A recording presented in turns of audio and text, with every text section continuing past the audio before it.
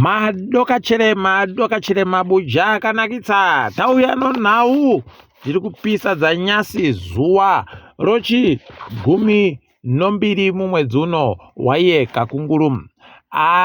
Sokuimbisa kwatagoita nozuro kuti dawo kunyepa zvakazara maererano nogwaro rakatuliwa nomufetefete mukuru wehurumende otita general pachirungu.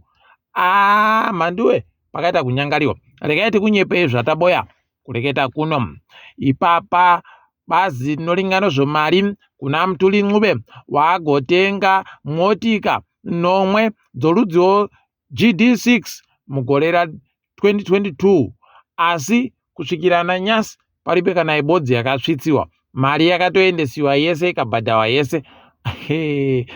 Gurukota bazi rinoringa nezvokucheriwa kwezvinhu waagotenga motika yorudziwo Prado VXL ikaunziwa, kukagounziwa wakagobhadhara pakare motika yorudziwo Toyota Land Cruiser 79 kukareka kuuya iyoyo wakatenga kuBennett, avowo kwaMutuli wagotenga kukambani inonzi Tsapo. Right, bazi rinoringana zvinoitika munyika wagotengawo motika dzinoita 35 kubva kukambani yoFaramatsi wakagobhadhara mamirioni emari yomunyika anoita 183 million $10 pachirungu. Ipapo kwai kwakandoya 10 noribodzi.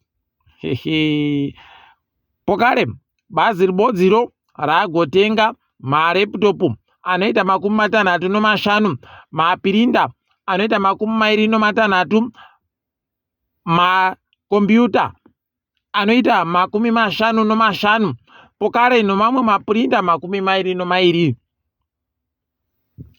wakagobhadhara mari 422 mari yekuAmerica, $422 pachirungu. Mugore ra2022 bazi ribodziro rakange rabhadhara kambani yoVital Computers mari inoita zviuru 445, $475,000 kuti watenge mareputopu anosvika 150, 150 laptops pachirungu, asi pa150 kwakandoya 26 pachirungu. Kwai magwaro akaendesiwa akanga ari kureketa kuti laptop ibodzi yaidhuritsa yaisvika pamari inoita 760 mari yekuAmerica, asi hurumende yakazobhadhara ipapo zviuru 3 no100 ribodzi 3.1 for each laptop pachirungu. Ipo munotoona kuti kukamiwa kwega pakaita kunyangariwa. Bazi rinoringana zvokubuda kwevanhu munyika reimmigration pachirungu kwaira gobhadhara mari yokuti waunziwe matafura nomacheya mari inoita zviuru zvekuAmerica 440, $440,000 pachirungu, asi kambani yoAhanang Furniture iribe kana chayakaunza. Wanoita zvomajere wagobhadharawo mari inoita mamirioni ekuAmerica masere anozviuru 100, $8.1 million pachirungu kuti watenge dzimotika dzinosvika 120, 129 cars pachirungu. Ipapo kwai dzimotikadzo dzese paribe kana ibodzi yakanyoresiwa zvisvinu ichizikana kuti imotika yohurumende yobazi rinoringana zvomajere. Pokare kuti mari yacho yakabhadhawa pamari dzange dzachajiwadzo yakabhadhawa yacho imari zvese paribe kana bepa ribodzi riripo. Kundonyepiwa nomuromo kuti takabhadhara mari yakati, kundonyepi mabuja idio zvinoita kuhwadza izvi. Kwagurukota rehurumende Attorney General pachirungu kwagotengiwa motika dzinosvika 9 dzichitengiwa kambani yoBuy World Trading kukabhadhawa mari inoita zviuru zvomari yekuAmerica 344, $374,000 US dollars pachirungu. Pokare kupaza basta, maiziwa kai paza basta iyi, maiziwa kai ndo inombobudisa maadvert ya paZBC ipo. Iyoyo paza basta kwai yakabhadhawawo mari inoita mazvuru 533 zvomari yekuAmerica, 533,000 US dollars pachirungu, kuti waunze motika 10 asi paza basta pai yakatounza motika asi 4 dzati dzauyaba. Pokare buy world dzese dziri nomwe, palibe kana ibodzi yakati yauya. Munotoona kutoti tikuita kukamiwa, nyika yedu izere neupfumi wakomana, pakaita kunyangariwa apa.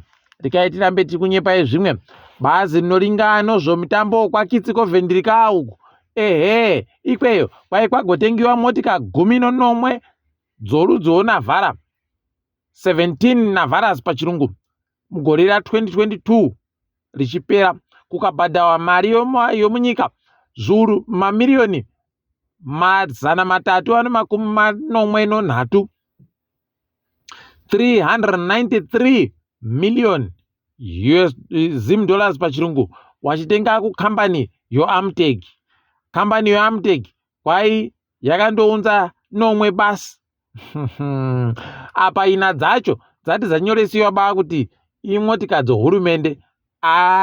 Mabuja pakaita kunyangara. Ipapa panyoresiwa idzodzi ndo paburika tinomachakairi ari kuti inini ndandiripo nokuti bazi romutambo ranga riri chakabatana nobazi noringano zvochidiki, saka izvezvi bazi rochidiki rakazotanga gore rapfuura rakunopera. Kuvhunduka kati kwatara ari kukanga mwaka kuti mugore 2019 anga ari kuferefetiwa paya nonyaya yedzimotika dzaanga atenga. Pokare akazonyepa kuti kwai motika dzo ndedzawamunangarwa ndatengera president chino nechino. Imi pakaita kunyangara. Rikaitirambei takaringa kwana niki mangwana kunoringano zvokubuditsiwa kwemasoko munyika, kwai wagotenga motika dzorudzi GD6 dzinosvika nomwe, asi palibe kana ibodzi yakabatiwa kuti iri papi ipapo. Pakaita kunyangara. Wakadzitenga kukambani inonzi Solution Motors. Rika yedu tirambei takaringa kuti zvinoperera papi. Uku takaringa ipapo ziso pamuroi pai nyaya yoZeki yakuburika papa kuti kwai iye Priscilla Makanyara Chigumba aribe kana kunyara nokuti agopuwa mari inoita zviuru 40 zvomari yekuAmerica kuti abhadharire wabvana wache mari yochikoro kuuniversity. Iyo mari kwai yatobvawo kune mumwe munhu aipinda musarudzo. Mabuja rikaitirambei takaringa. Abvunziwa ipapa ati apindura ba, heno kuti achapindura chere ticharamba hedu takandoringa. Kuita kumwe kwaruda kuedza kurasisa vanhu kuti ziso ribve pamuroi, kwai mubvana waopa anonzi Tanya Rushesha, kwai ipapa aripo kwaakabatiwa kumapurisa, agonzi ari kuba kwaakagoita mapfuta omotika. Idiwo heno kuti mbana achasara. Rikaitirambei takazviringa kuti zvinenge zvichiperera kupi. Gweta Tabani Mpofu ragonyora tsamba kuna Chigumba oZeki rikati iwe chitinyepa kuti uri kufungei ino zvakareketiwa naSanyatwe zvokuti kwai tichaendesa munhu wese kucommand voting, kumanikidza vanhu kuti wavhote pawasingade. Heno kuti zvichapinduriwa chere ticharamba takazviringa. Ipapa pano nyaya chaipo. Furengi Buyanga kwai agonzi enomamagweta mairi wano nyayayo ari kunenedzewa yokunzi wagoba mari inoita zviuru zvomari yekuAmerica 500,000 US dollars pachirungu. Mari idzi dzinoramba dzinoreketiwa unge wari kureketa mari yomapepa. Izvo imari svinu warume. Rikaitirambei takaringa kuti ichapera yakaita sei. Takudzwa Ngadziore wobato roCCC agoreketa kutoti ndaendesa iwo maCIO agondibata paya agondivhiringidza kudare rodzimhosva kuti wandibhadhare mari inoita $150 ozuru zvomari yekuamerica, $150,000 pachirungu. Regai tione kuti ichaburika chere kana kuti zvichadini. Apa wamunangarwa waenda kuMozambique wakabenhuka, wari kuti wabvumirana nonyika mbiri dzimwe idzi, Mozambique noBotswana, kuti waite zvokuchera-chera woisa mvura kuti waponogoisa zvikepe munyika. Kwai inonzi inland port pachirungu. Regai tirambe takazviringa kuti zvinoperera papi izvozvi. Aiwa, vanogona peno kuzviita heno. Wari kuti wada kubatanidza nyika dzidzi kuti dziite tusvinu dzikutengeserana zvakanaka. Regai tizvione kuti zvinoperera papi, tinenge takaringa. Apa nyasi kwai kwaita mwoto wagwarasha kumapurisa. Mapurisa paSouthampton kwai kwagwarashiwa nomwoto, dzimotika dzowanhu dzikatsva. Palibe ari kuziva kuti chii chakonzeresa, kana kureketiwa kuti chii chainyatsa kuitika. Palibe kwandonzi tiri kuferefeta kuti chii chaitika kuti mwoto upfute. Idiwo dai muri mune dzimwe nyika, dai izvezvi wanhu vari batai murefu batai mupfupi, wakuru wemapurisa wari kutoreketa kuti chii chaitika chaizvo chaizvo zviri kudididi kuno zvemedu. Munondozivawo zvinoitika. Regai tirambe takazviringa ipapo.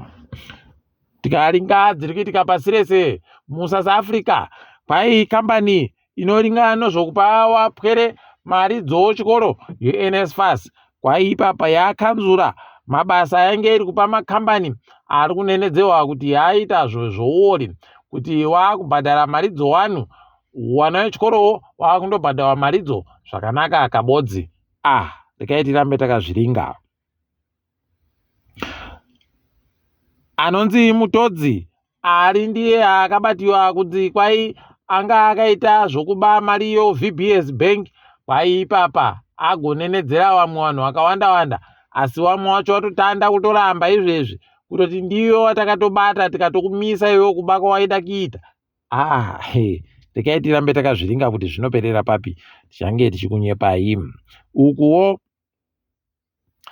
IMF yaita zvisakamboitika zvokukumbira regere kunyika dzomuAfrica, nokuti kukinya vanhu vari kuita kung'ara chaiko vari kudaba kana zvingwa zvokuti vanhu IMF wane chekuita nonyika iyoyo. Ipapa pakawazvimbira. Regai tirambe takaringa kuti mberiku kunenge kwakaita sei. Apa kukinyaku mukuru wemapurisa atoti wakomana chindiregai ndasiya basa, nokutoti zviri kuitika zvizvi zvaramba zvakanditsitsirira. Tikuramba tichihwewa rute tichifarirawo kuti wafanawo kukinya, waramba kugwisiwa, waramba wachiita tusvinu. Regai tirambe takati faka presha ipapo, zvirambe zvichienderera mberi. Kagame agonzi iye akuningisika kutoti ndiye achatohwina hachemuso muvhuro pachaitiwa sarudzo. Regai tirambe takazviringa nokutoti anoita kutsitsirira kawabi yake wanenge wari kuda wese kumuvhiringidza ipapo. Hakundotsitsiriwa basi, unoita kukuyiwa unge munhu akuyiwa nochitima wosara uripoba. Pakaita kunyangara. Regai tirambe takazviringa. Mukugumisira ipapa kwai kamufana kaka kari kunetsa kokuSpain kakagwedza musuno uyu kaka. Zita racho riri kutoita kunzvenga rurimi, pakaita kunyangariwa. Asi kwai kakatoramba kutambira nyika yeEquatorial Guinea pokare nonyika yeMorocco. Wanga wati ko iwe uya ino kwakazvariwa wabereki wako, uya akati kwakazvariwa wamai wako, uya akati kwakazvariwa bambo wako. Kakati ndoda kwatakazvariwa inini kuSpain, kuno ndo kwakakutambira.